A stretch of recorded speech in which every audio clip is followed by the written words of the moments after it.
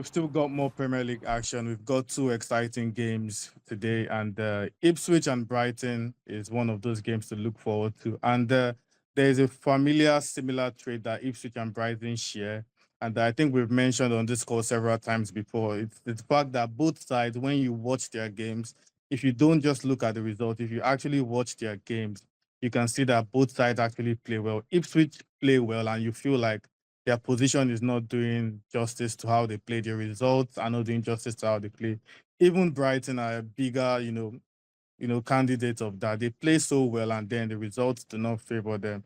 Victor, what do you think has gone wrong for both sides in that context? I think the common denominator is just a lack of experience. So Ipswich Mhm. haven't been in the Prem in over 20 years.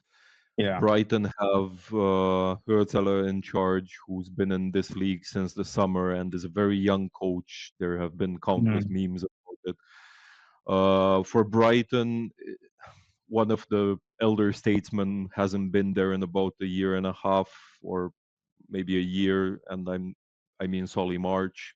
He's been Yeah. sorely missed, and they're also lacking a properly reliable number nine. That's just my take, at least. I don't think Joao Pedro is the answer, but I think it just all comes down to a lack of experience. Yeah, fair enough. And Max, do you think Ipswich can still escape relegation? Well, yeah, actually, I can see that, but with the last news, I don't think Everton can relegate anymore. So the only team they can be over is Wolves, but Wolves are playing, I guess, a bit better than Ipswich. So it depends on Mm. their head-to-head game most. Yeah, fair enough. Fair enough. Anyways, let's speak about the side that have started the new year, on a positive note, in quote. For a Manchester United side that have struggled in the Premier League so far, the fact remains that they've beaten Manchester City, even though you call it a fluke.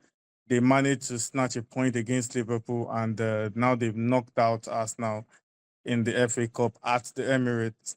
So I remember we've asked this question about two times, but I think we're going to ask it again, Victor.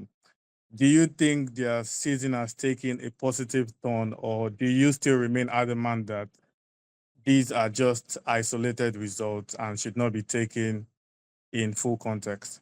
I think I'll always say this until I'm blue in the face. It's easy to motivate yourself against your biggest rivals.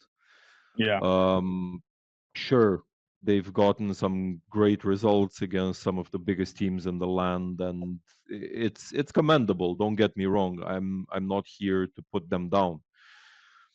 I fully expect them to beat Southampton as well because I mean, yeah, it's Southampton with of all due course. respect. But Manchester United's next two Prem games after that are Brighton at home and Fulham away. Personally, I don't see them getting 6 points out of that unless, I don't know, it's a robbery or something. Um, Maybe not necessarily isolated results, but also not the springboard everybody might think it is. Yeah, fair enough. So, Max, how high do you think Manchester United can finish between now and the end of the season in the Premier League? Uh, I'm, I'm trying not to glaze, so it has to be like ninth or Hmm. maybe eighth, but not higher, So you don't think unfortunately. Manchester United will finish in the European spots then? No, I see them winning Europa League.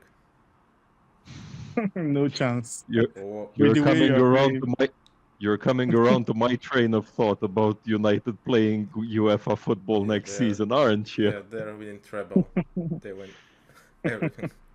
Okay, well, it's allowed to dream. I mean, I could also say Arsenal will win the Champions League, so we are all allowed to dream at the end of the day. But yeah, dreams do not always come true. Yeah, Victor, But you of have course, nothing one to take thing, because we have yeah, Europa of League course, already in UCL. fair enough. And yeah, just to wrap it up, I do agree with Victor. Manchester United would and should definitely beat Southampton, but yeah, the jury remains out on them if they are actually truly back.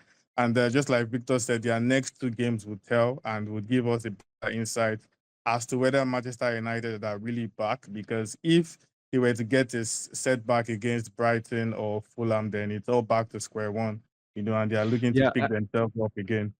yeah. I mean, I don't want to drag this out much longer. My point is, it just feels like they had a lot of luck as well. Like Yeah, I I agree. I watched the Arsenal v Man U game. They had a very inspired goalie. Took advantage of some absolutely horrendous finishing from Arsenal. I mean, Yeah. Arsenal had XG of 3.22. Hmm. Manchester United stood at 0.27.